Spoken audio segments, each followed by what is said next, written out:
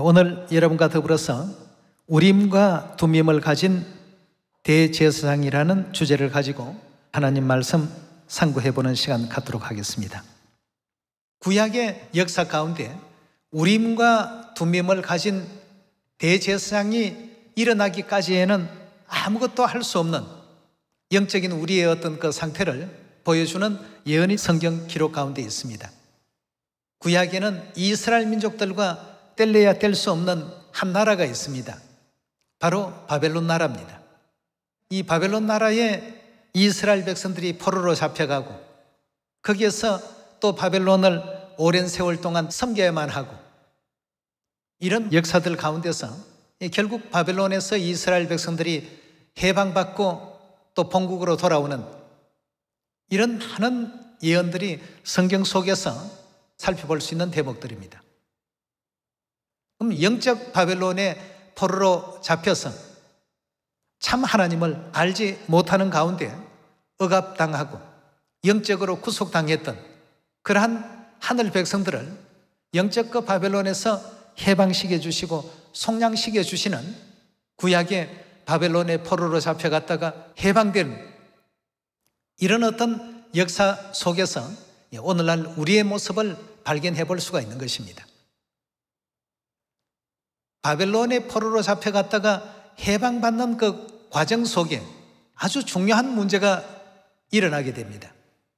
바벨론에 포로되었다가 해방받는 그 사람들 가운데서 이 사람이 진짜 이스라엘 백성이 맞는지 안 맞는지, 이 참 하나님의 백성인지 아닌지 이걸 가려내는 데 있어서 오랜 시간과 세월이 지나다가 보니까 족보가 애매모호해져 버린 사람들이 들어 있었습니다. 바벨론 사람들과 섞여 살다가 보니까 이스라엘 사람들끼리만 결혼하는 것이 아니라 이스라엘 남자가 바벨론의 여성과 결혼할 수도 있고 이스라엘 여성이 또 바벨론의 남성과 결혼할 수도 있고 그 사이에 태어난 자녀가 또 바벨론의 사람들과 결혼할 수도 있고 이러다가 보니까 나중에 시간이 좀 많이 지나고 보니까 이 족보 문제가 상당히 애매해졌습니다. 이 사람이 과연 이스라엘 사람인지 아니면 바벨론 사람으로 봐야 하는지 이렇게 애매한 문제가 발생이 되었습니다. 이 사람이 하나님 백성이다 아니다를 판단할 기준이 있어야 되는데 그 누구도 판단할 수가 없는 것입니다. 그때 성경 속에서 이제 말씀 주신 그 족보에 대해서 확인할 수 있는 그 길은 오직 우림과 둠밈을 가진 대제사장이 출현하셔야 되고 그 우림과 둠밈을 가진 제사장의 등장이 없이는 결단코 이스라엘 백성들로 받아줄 수 없는 그런 어떤 상황이 되었습니다. 오늘날 이 시대에도 영적 바벨론에서는 해방되어서 자유민이 되었다고 할지라도 하나님 백성이냐 아니냐 하는 이 문제에 있어서 누가 등장해야만 하나님 백성으로 인정을 받을 수 있는가? 우림과 둠밈을 가진 이 제사장이 출현하지 아니하고는 결단코 우리가 내가 하나님의 백성이다 인정할 수 있는 그 기준과 근거가 없다는 것입니다. 오직 우림과 둠밈을 가진 제사장이 등장하시고 그 제사장의 판결에 의해서 하나님 백성과 아닌 자로서 분류될 수 있더라는 것입니다. 에스라 2장을 통해서 예언적인 그 모습을 한번 확인해 보도록 하겠습니다. 에스라 2장 1절의 말씀 보도록 하겠습니다. 옛적에 바벨론 왕 느부갓네살에게 사로잡혀 바벨론으로 갔던 자의 자손 중에 노임을 받고 예루살렘과 유다도로 돌아와 각기 본성에 이른 자 곧 스룹바벨과 예수아와 느헤미야와 스라야와 이렇게 해서 이제 각 그 족보에 대한 내용들이 계속 나오고 있는데요. 59절에 보시면 델멜라와 델하르사와 그룹과 악단과 또 인멜에서 올라온 자가 있으나 그 종족과 보계가 즉 족보가 이스라엘에 속하였는지는 증거할 수 없더라고 했습니다. 오랜 시간이 지나고 보니까 애매한 어떤 위치에 있는 자들이 생겨났습니다. 바사왕 고레스 시대 때 이제 본국으로 해방시켜 주겠다 하는 이런 해방령에 의해서 해방은 되는데 이 사람들이 이스라엘 민족인지 아닌지에 대한 이것이 굉장히 애매해져 있었습니다. 자, 59절에 다시 보겠습니다. 델멜라와 델하르사와 그룹과 악단과 임멜에서 올라온 자가 있으나 그 종족과 보게가 이스라엘에 속하였는지는 증거할 수 없으니 60절입니다. 저희는 들라야 자손과 도비야 자손과 느고다 자손이라. 도합이 652명이요 제사장 중에는 하바야 자손과 학고스 자손과 바르실레 자손이니 바르실레는 길라 사람 바르실레의 딸 중에 하나로 아내를 삼고 바르실레 이름으로 이름한 자라. 이 사람들이 보게 중에 자기 이름을 찾아도 얻지 못한 고로 아무리 찾아봐도 자기 이름이 없습니다. 우리가 마치 생명책에 이름이 있어야 되는 것처럼 하나님의 백성이라고 하면서 생명책에 이름이 없다. 그건 절대 인정할 수가 없는 것입니다. 그렇지 않습니까? 그래서 이 62절에도 이 사람들이 보게 중에 이스라엘 민족의 어떤 그 족보 중에 자기 이름을 찾아도 얻지 못한 고로 저희를 부정하게 여겨 제사장의 직분을 행치 못하게 하고 방백이 저희에게 명하여 우림과 둠밈을 가진 제사장이 일어나기 전에는 지성물을 먹지 말라 하였나니라고 했습니다. 여기에 보니까 우림과 둠밈을 가진 제사장이 일어나기 전에는 이 사람들에게는 지성물을 먹을 수 있는 이런 권한을, 다시 말해서 제사장직을 수행할 수 있는 이 권한을 정지시켜버린 것입니다. 왜냐하면 불명확하니까 이 사람들이 정말 참 이스라엘 사람들이 맞는지 족보에도 없고 말이죠. 굉장히 참 애매한 가운데 있었기 때문에 그 방백이 말하기를 우림과 둠밈을 가진 제사장이 일어나기 전에는 절대 지성물을 먹지 말라 하였더라고 했습니다. 이것도 이스라엘 백성들이 바벨론에서 해방을 받고 본국으로 돌아가는 과정에 이제 일어난 일입니다. 우리가 영원한 천국으로 지금 돌아가는 과정 아니겠습니까? 그렇다면 우림과 둠밈은 무엇을 가리키는가? 출애굽기 우리 28장 열어보도록 합시다. 28장 30절입니다. 28장 30절의 말씀 보시면 너는 우림과 둠밈을 판결 흉배 안에 넣어 아론으로 여호와 앞에 들어갈 때에 그 가슴 위에 있게 하라. 아론이 여호와 앞에서 이스라엘 자손의 판결을 항상 그 가슴에 둘지니라고 했습니다. 이건 제사장이 입는 예복 가운데 그 한 부분인데 그 가슴에 들어가는 두 보석이 되겠습니다. 그 이름을 우림과 둠밈이라고 이렇게 표현하는데요. 그럼 우림이 갖는 뜻은 무엇이고 둠밈의 그 뜻은 무엇인지 우림과 둠밈 옆에 보면 1번, 2번 이렇게 기록되어 있지 않습니까? 1번 우림을 뭐라고 했습니까? 빛이라고 되어 있고 둠밈은요? 완전함.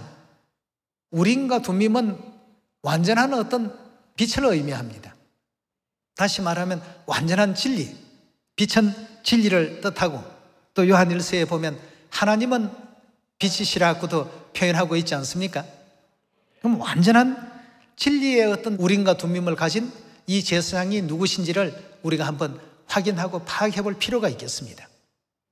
구약에는 제사장이 입는 그 예복 속에 우림과 둠밈의 그 두 보석을 넣게끔 했던 그 예식이 있었죠.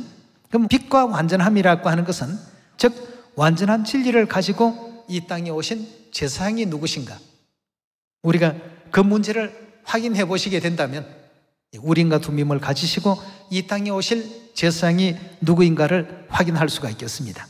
자, 그럼 가장 완전한 진리는 어떤 진리라고 성경이 설명하고 있는지 히브리서 7장 11절의 말씀 보겠습니다. 히브리서 7장 11절의 말씀 보시면 레위 계통의 제사 직분으로 말미암아 온전함을 얻을 수 있었으면 했습니다. 온전함을 얻을 수 있었으면 하는 것은 온전하지 못했다는 뜻 아니겠습니까? 레위 계통의 제사 직분은 어떤 언약이죠. 옛 언약, 옛 율법. 그것은 온전하지 못했다는 얘기입니다. 백성이 그 아래서 율법을 받았으니 어찌하여 아론의 반차를 쫓지 않고 멜기세덱의 반차를 쫓는 별다른 한 제사장을 세울 필요가 있느냐 그랬습니다. 아론의 반차는 완전하지 못했기 때문에 완전한 진리인 멜기세덱의 반차를 하나님께서 세우셨다는 의미가 되겠습니다. 12절입니다. 제사의 직분이 변역하였은즉 율법도 반드시 변역하리니. 제사의 직분이 어떤 제사에서 어떤 제사로 변역이 되었습니까? 아론의 제사 직분에서, 즉 레위의 제사 직분에서 멜기세덱의 제사 직분으로 바뀌었고, 또 율법도 반드시 변역한다고 했는데 옛 언약의 율법에서 새 언약의 율법, 즉 그리스도의 율법으로 변역될 것을 히브리서 7장에서는 말하고 있습니다. 히브리서 7장 13절의 말씀 봅니다. 이것은 한 사람도 제단 일을 받들지 않는 다른 지파에 속한 자를 가르쳐 말한 것이라. 우리 주께서 유다로 쫓아나신 것이 분명하도다. 이 지파에는 모세가 제사장들에 관하여 말한 것이 하나도 없고 멜기세덱과 같은 별다른 한 제사장이 일어난 것을 보니 더욱 분명하도다. 16절의 말씀 보시면 그는 육체에 상관된 계명의 법을 쫓지 아니하고 오직 무궁한 생명의 능력을 쫓아낸 것이니 증거하기를 너가 영원히 멜기세덱의 반차를 쫓는 제사장이라 하였도다. 전의 계명이 연약하며 무익함으로 폐하고, 전의 계명 옛 언약의 계명 아니겠습니까? 옛 언약의 그 계명이 연약하며 무익함으로 폐하고 율법은 아무것도 온전케 못할지라. 이에 더 좋은 소망이 생기니 이것으로 우리가 하나님께 가까이 가느니라. 또 예수께서 제사장 된 것은 맹세 없이 된 것이 아니니 저희는 맹세 없이 제사장이 되었으나 오직 예수는 자기에게 말씀하신 자로 말미암아 맹세로 되신 것이라. 주께서 맹세하시고 뉘우치지 아니하시리니 내가 영원히 제사장이라 하셨도다 하고 했습니다. 그러니까 맹세로 세워진 예수님이 영원한 대제사장이시오. 어떤 반차를 쫓는 제사장이라고요? 멜기세덱의 반차를 쫓는 제사장이라고 했습니다. 22절의 말씀 봅니다. 이와 같이 예수는 더 좋은 언약의 보정이 되셨느니라. 저희 제사장이 된 자의 수요가 많은 것은 죽음을 인하여 항상 잊지 못함이로되 예수는 영원히 계심으로 그 제사 직분도 어떠하다고요? 갈리지 않는다. 즉 바뀌지 않는다. 변하지 않는다. 그럼 그 제사 직분이 변하지 않고 영원 세세토록 존재되는 것이라고 한다면 어떠하기 때문에 영원 세세토록 존재하는 것입니까? 완전하기 때문입니다. 멜기세덱의 반차는 영원한 하나님의 참된 진리라는 사실을 확인할 수가 있는 것입니다. 그렇다면 우림과 둠밈을 가진 어떤 제사 직분을 가지시고 등장하시는 분을 기다려야 되겠습니까?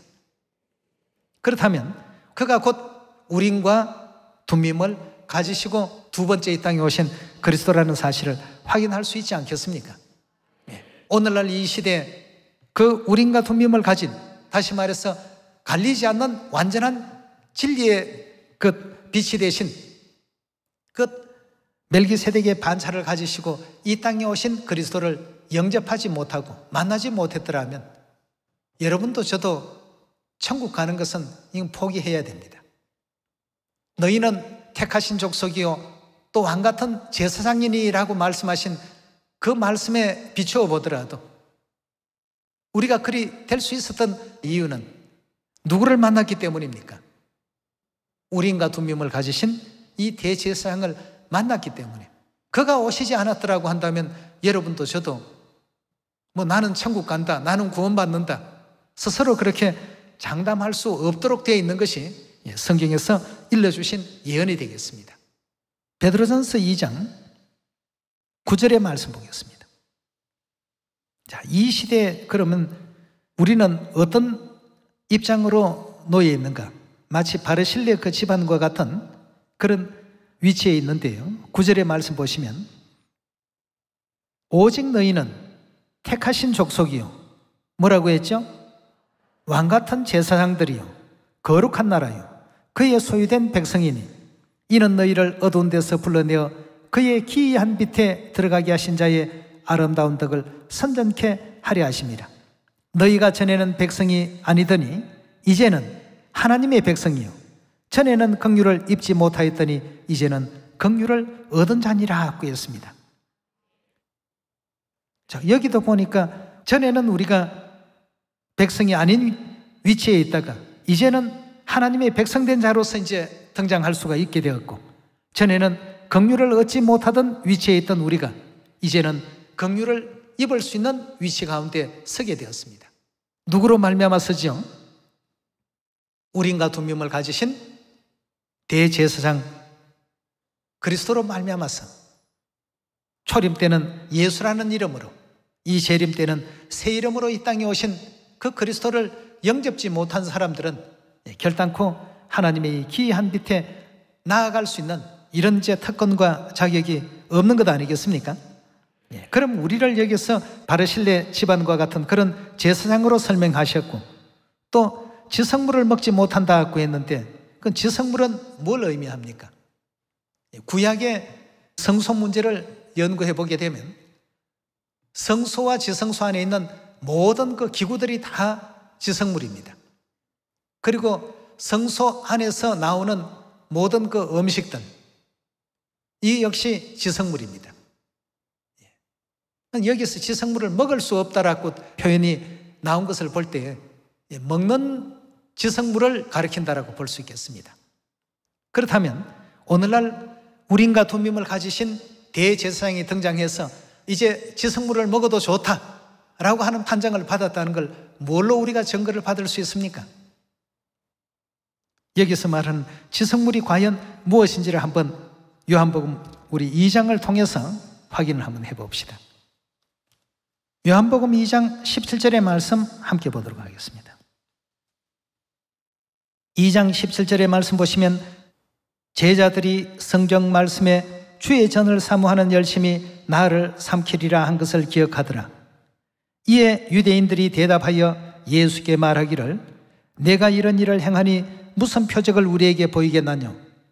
예수께서 대답하여 가라사대 너희가 이 성전을 헐라 내가 사흘 동안에 일으키리라. 유대인들이 가로되 이 성전은 46년 동안에 지었거늘 내가 3일 동안에 일으키겠느냐 하더라. 그러나 예수는 성전된 자기 육체를 가리켜 말씀하신 것이더라고 했습니다.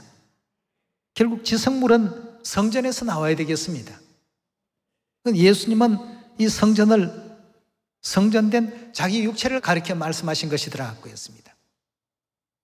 그럼 예수님 안에서 나오는 것을 우리가 먹고 마시는 내용이 있죠.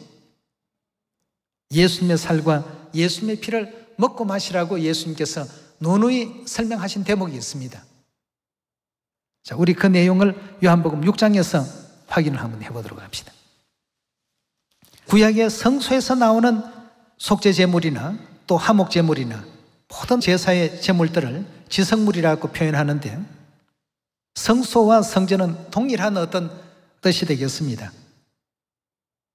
예수님께서는 자기 몸을 가리켜서 성전이라고 말씀하시고, 그럼 예수님 몸에서 나오는 것 중에 우리가 먹고 마시는 것이 무엇이 있는지 한번 확인해 봅시다. 요한복음 6장 53절의 말씀 보도록 합시다.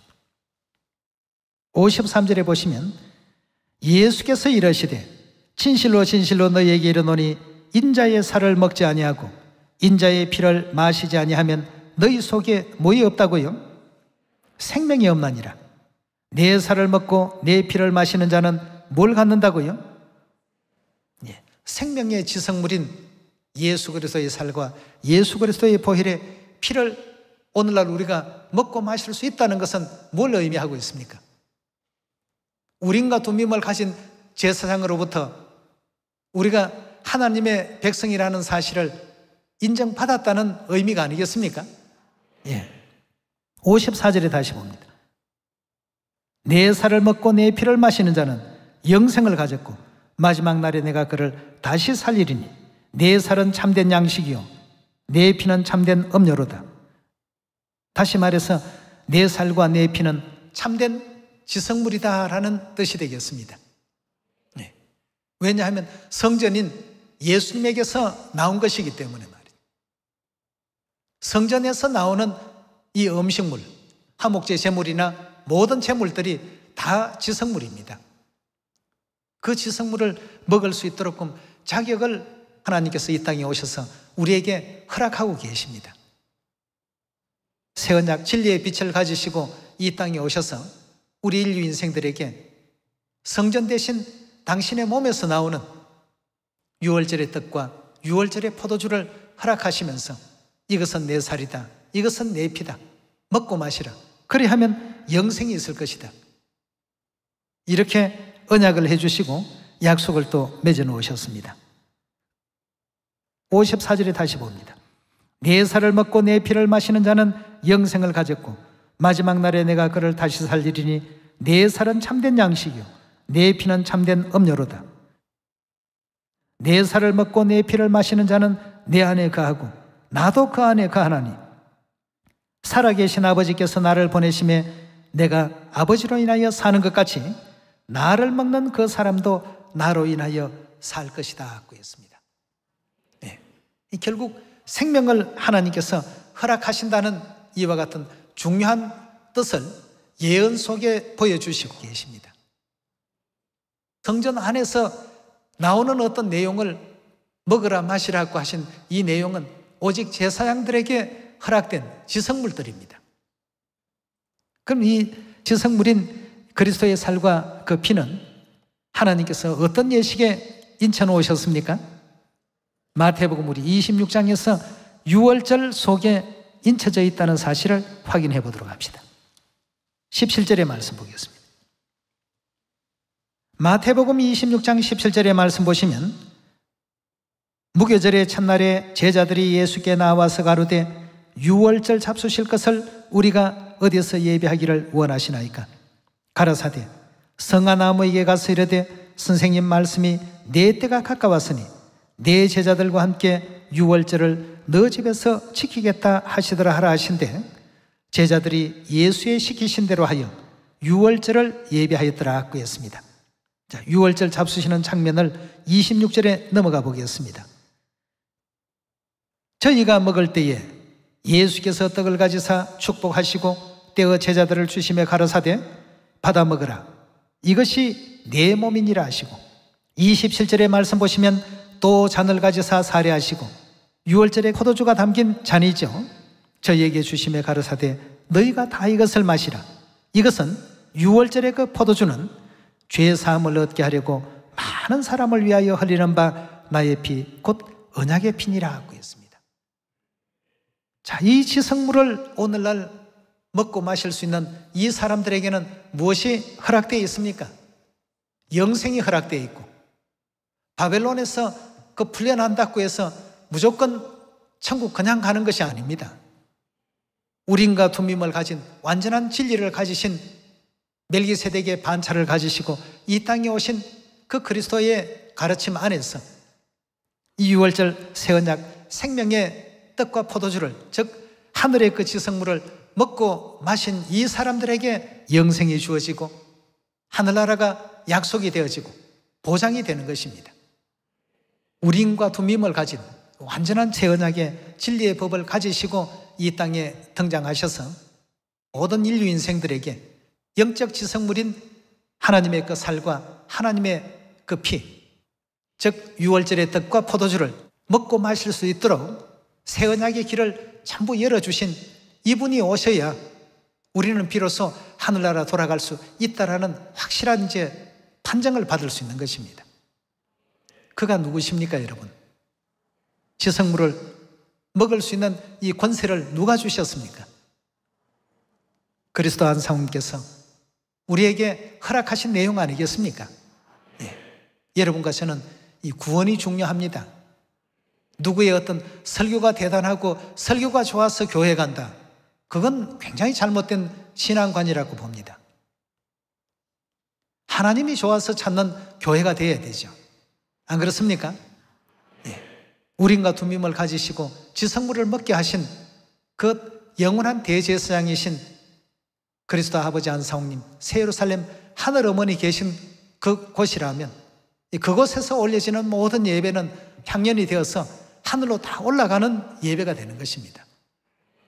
구원을 바라보면서 이런 은혜와 축복을 주신 하늘 아버지, 하늘 어머니께 영원한 우리 감사와 영광을 돌릴 수 있는 하늘 자녀들이 다 되시고, 아직도 우리 주위에 하나님을 찾아서 방황하고 있는 그런 불쌍한 영혼들에게도 진리를 소개하고 아버지를 소개하고 어머니를 또 알려드릴 수 있는 이런 기회가 있을 때 열심히 또 사마리아 땅끝까지 복음 전하는 하나님의 아름다운 성도들이 다 되시길 부탁드리면서 오늘 말씀 마치도록 하겠습니다. 감사합니다.